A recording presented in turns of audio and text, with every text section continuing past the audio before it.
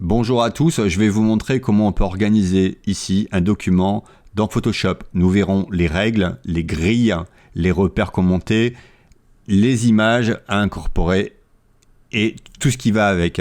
A tout de suite.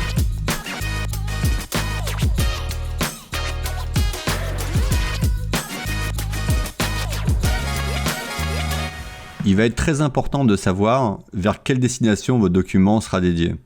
Alors ici, c'est un document que je vais créer, c'est un flyer qui sera imprimé. Donc je vais pas vraiment me poser de questions puisque ça sera pour le print. Je vais fermer ce document et nous allons repartir de zéro. Nous allons commencer ici par créer un document. Nous allons aller dans cet onglet-là, créer nouveau. Et comme vous pouvez le voir, vous avez la possibilité ici de choisir les destinations. Pour ma part, en tout cas, j'ai choisi l'impression, comme je vous disais. Attention, si vous prenez le web, vous serez à 72 dpi. Là, je vais prendre l'impression. Je vais lui dire que c'est en millimètres, 100 millimètres. Je préfère les millimètres, c'est beaucoup plus précis en tout cas. Et je vais le mettre dans le mode de sortie, donc le mode colorimétrique en CMJN. Je connais déjà mon profil de sortie, donc ça va être hyper simple de le choisir et je vais le créer. Là, nous avons un document carré dans tous les sens du terme pour commencer notre travail. On voit, comme vous pouvez le constater, le document ici a été créé, donc il n'y a pas de problème, il fait bien 10 cm sur 10 cm, c'est-à-dire qu'il fait bien 100 mm. Je voudrais le couper en 4. Donc vous avez vu la mise en page, juste avant, c'était coupé en 4.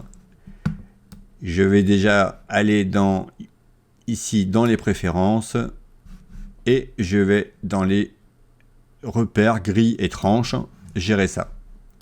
Pour vous montrer comment ça se passe, je vais changer la couleur des grilles ici pour que vous puissiez voir comment ça se goupille. Je reviendrai après. Mon document fait 100 mm. Je vais le diviser en 4. Donc là, je ne vais pas prendre trop la tête. Faites attention de bien être en millimètres ici. Je vais mettre à 25. J'ai bien des carrés ici avec des subdivisions. Là, il y en a 2. Vous pouvez ici, avec les flèches, monter. Si vous faites avec Shift, vous faites par 10. Donc là, je ne vais pas en mettre 10, je vais descendre et je vais me dire que voilà, ça me suffit, ça ira très bien. J'ai créé un document ici, pour l'instant, alors ces grilles-là ne seront pas visibles sur votre document, c'est juste pour vous aider, parce que si vous regardez cette vidéo, c'est que vous n'avez peut-être pas les connaissances, mais en tout cas, ce que vous voyez là ne sera pas, c'est juste des guides, ok ? Maintenant, nous allons nous poser la question. Mon document fait 100 mm. Mais si mon imprimeur le coupe, il va le couper ici, d'accord ? Il y aura un souci, c'est que on aura une ficelle blanche. Tout de suite, ce que je vais faire, je vais agrandir mon document dans ici la zone de travail en millimètres. Je vais rajouter 10. Puisque en réalité, mon document ne fait pas 10, enfin il va faire 10 au final, mais l'imprimeur, lui, il va couper et vous aurez votre fond perdu ici. Je dois rajouter 5 mm en haut, en bas, à gauche et à droite. Et d'ailleurs, je vais le mettre dans une couleur ici, qui est le rouge, pour vous montrer qu'est-ce qu'il va y avoir comme fond perdu. Donc là, voilà ma base. Mon document, c'est le blanc, c'est pas le rouge. Le rouge, c'est ce qui va être coupé à l'impression. On va gérer ça, puisqu'en réalité, mon point 0, pour moi, ça doit être ça. Je vais mettre ici mon point 0 là. Donc, pour m'aider, je vais mettre une règle à 5 mm. Et ici, pareil. Et vous allez voir que maintenant, si je refais mes grilles, par exemple, si je change mon point 0 là, les grilles vont bouger. Vous voyez, c'est très pratique de pouvoir travailler comme ça. Si je reclique 2 fois, vous le remettez à 0 Si vous bougez là, ça vous permet de pouvoir travailler comme ça. Les repères ne me servent plus, ils m'ont servi juste à créer ici mon point 0. Je vais aller dans affichage, effacer les repères de la zone de travail. Maintenant que nous avons un document bien carré, on va rajouter ici des repères. Je vais vous montrer, vous allez dans affichage, nouvelle disposition des repères, et je vais décider de le couper en deux, mon document. Alors, je vais afficher 5 mm de fond perdu, ou voilà, en deux, et ma gouttière, je vais la mettre à 0. Comme ça me fait vraiment un truc bien carré, et je pourrais positionner mes éléments comme je le souhaite. Ok, vous pouvez l'enregistrer si vous le souhaitez. En tout cas, pour ma part, je ne vais pas le faire. Et on va appuyer sur OK. Créer des repères. Pour les enlever, c'est encore plus simple. Vous avez plusieurs possibilités. Donc, affichage, effacer les repères de la zone de travail. Ou effacer les repères. Alors, ici, je vais revenir sur les nouvelles dispositions des repères. On va pas modifier, mais c'est juste pour vous montrer que c'est rétroactif. Maintenant, je veux plus qu'une colonne. Vous voyez, je peux mettre 1 et ça va directement modifier son plan de travail. Sachez que ces repères ne seront pas visibles non plus à l'impression.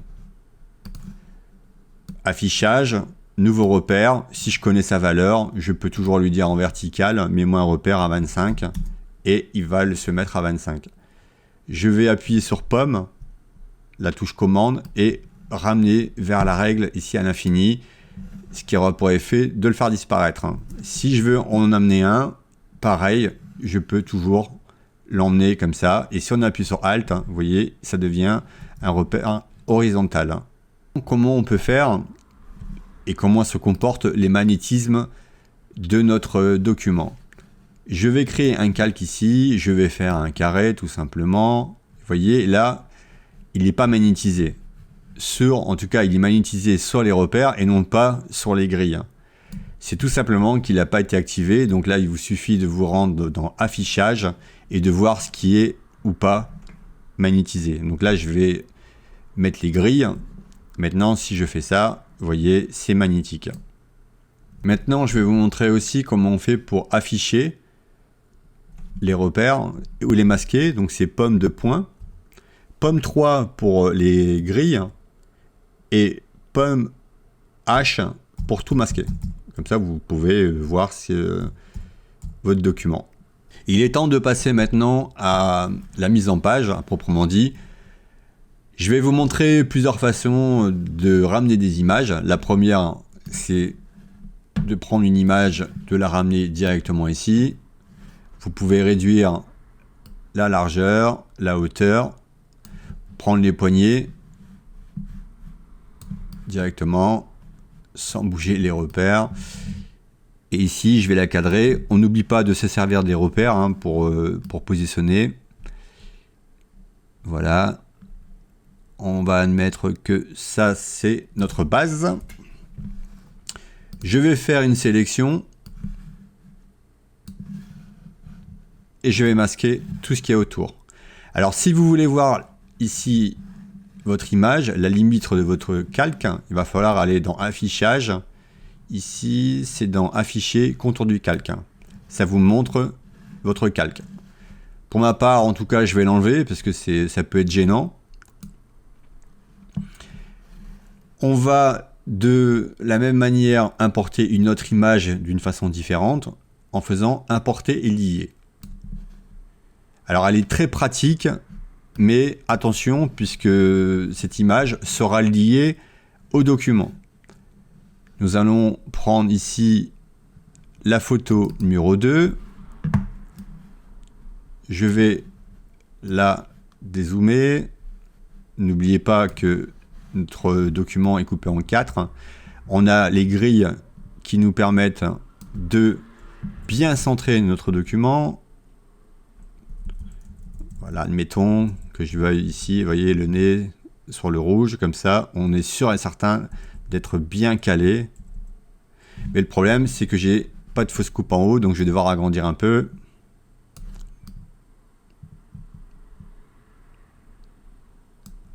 Admettons. Là, on est bon. La même chose. Je fais une sélection. Je fais ça et j'ai mon document. Il me manque un peu de fausse coupe là-haut. C'est pas grave.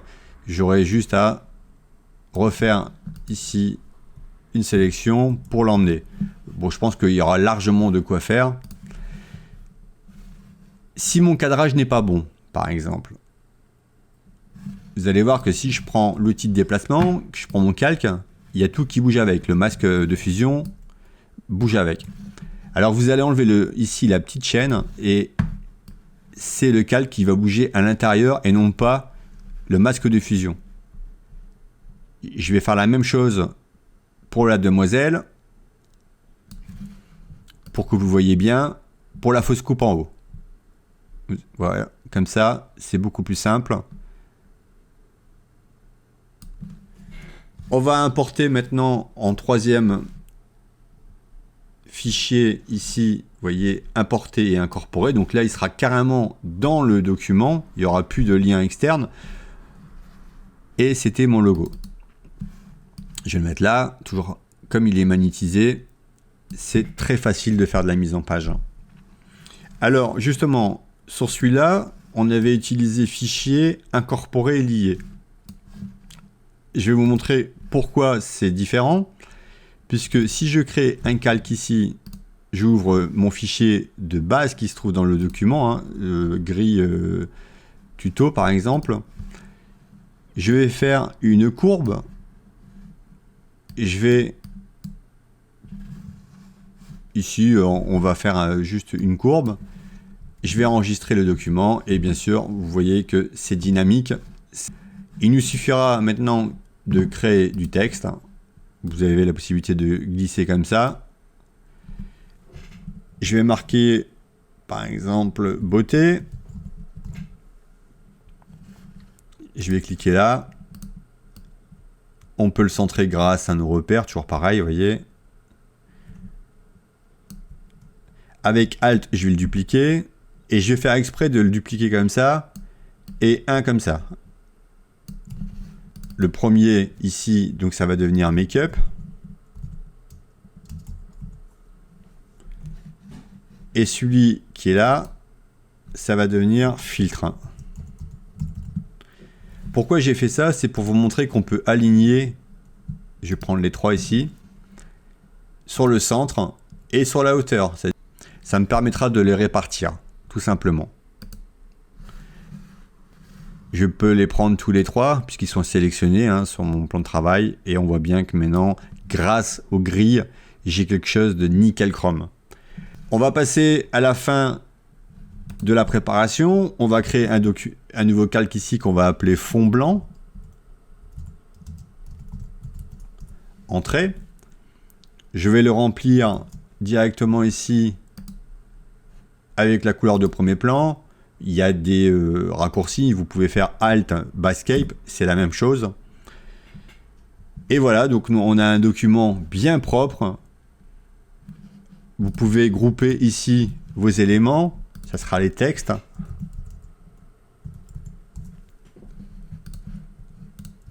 Pomme G, les images. J'ai oublié de mettre le logo, voilà. Et là, vous avez un document nickel. Vous pouvez même mettre des couleurs. Je vais le mettre en rouge pour tout ce qui est image. Tout ce qui est texte, je vais le mettre en bleu. N'oubliez pas, j'espère que ça vous a aidé. N'hésitez pas à faire sonner la cloche, à vous abonner, à partager. Je vous souhaite une excellente journée. À bientôt.